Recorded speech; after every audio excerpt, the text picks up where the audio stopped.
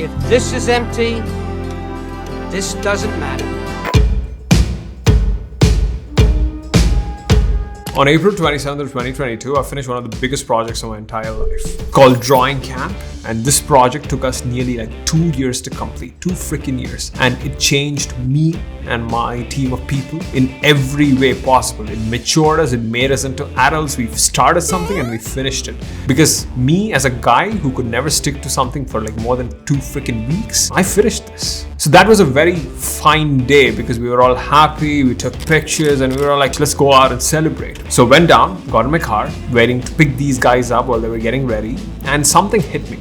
I realized that if you pick something that's very meaningful to you, that is really hard to do, that is outside your comfort zone, and you chunk it up and you hit it and you finish it, that's like the most fulfilling thing that you can do, and that gives you the sense of fulfillment and made me really happy. Then I was so happy in that car, sitting and waiting just in silence and alone. And then a couple of days later, that feeling went away. Heck, my friend Sashi, even he told me, dude, this is one of the biggest projects of your life. If you finish this thing, you'll be depressed for a while because you'll be clueless, you'll be lost, you don't know what to do. And he was kind of right. I got depressed because for 2 years, there was this thing that I woke up to every single day. There was this responsibility, that's something that gave me meaning. Go and work towards this big thing that means something. And it wasn't there anymore. And I tried to do a bunch of other things. I tried to start another project, an illustration project, tried a bunch of videos. I was trying to see what that next thing that I can do that means something to me. And it wasn't coming. So I went to what I thought is good for me, which was YouTube.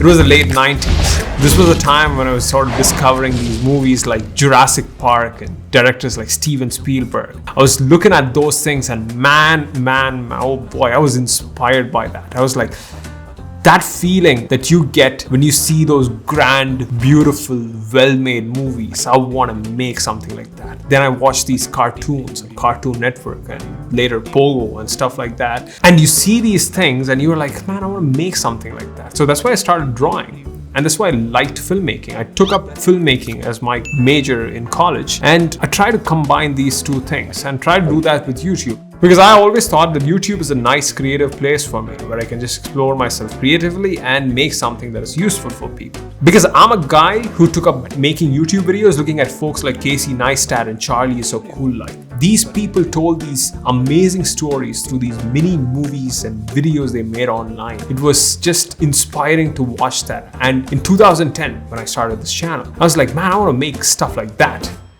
But I didn't do stuff like that. I was just making art videos or videos surrounding art and I'm not complaining about it because I really love the process of me documenting my art and making a nice video out of it. But at the end of the day, right? At the end of the day, when I look back at all the stuff that I've made, it just feels like I've made content, not creation. Meaning, content is something that people consume or people make in order to stay relevant. Feels like junk food for some reason. But creation, on the other hand, it's not that as tasty and as fine as like your good old-fashioned French fries, but it's more nutritious and it's more good for you. Because when I look back, I see a whole bunch of drawings and illustrations that I've made over the years. But when I look at my videography work, it's not there. And that kind of sort of puts me in a weird place with YouTube. See, this is content.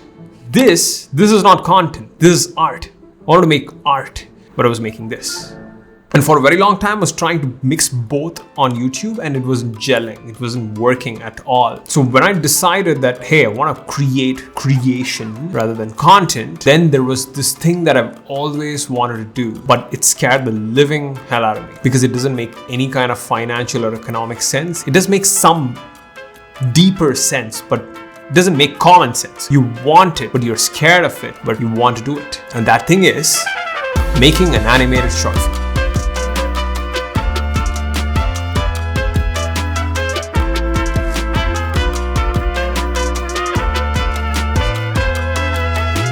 I really hated animation because I was told that you need to draw the same drawings over and over again, and I told myself, man, Keshav, buddy, you don't have the patience for that. The computer crashed while I was editing the second character, then I had to do the second character all over again, which took another 2 hours or something.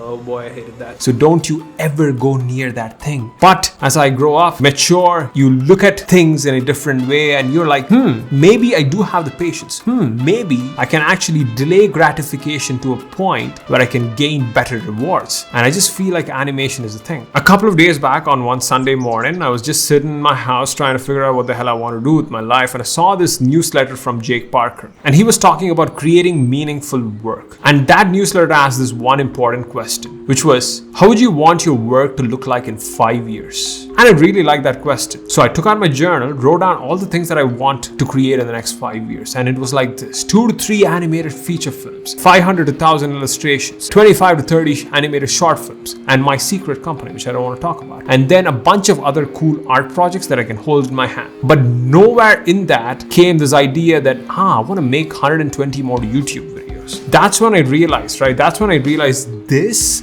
is just documentation. This is not creation. This is content. Nothing wrong with content. I like making content, but I was confused for a very long time trying to mix content with creation and being neither, right? I was everything, therefore I became nothing.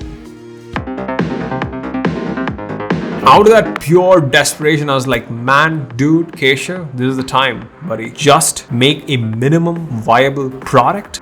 Pick something small that you can finish and start a project and finish it, because none of the other things make sense. So I came in Monday morning, told couple, hey buddy, we're gonna make a short film. What the hell? What?